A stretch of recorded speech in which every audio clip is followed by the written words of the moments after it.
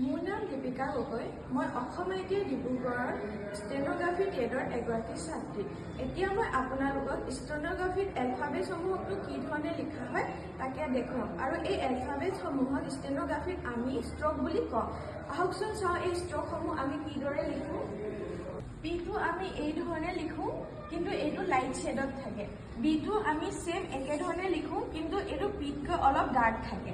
টিটো আমি ষ্ট্ৰেইটকৈ লিখোঁ আৰু এইটো লাইট শ্বেডত থাকে। আৰু ডিটো আমি একেই ছেম ধৰণে লিখোঁ, কিন্তু এইটো ডাৰ্ক শ্বেডত থাকে।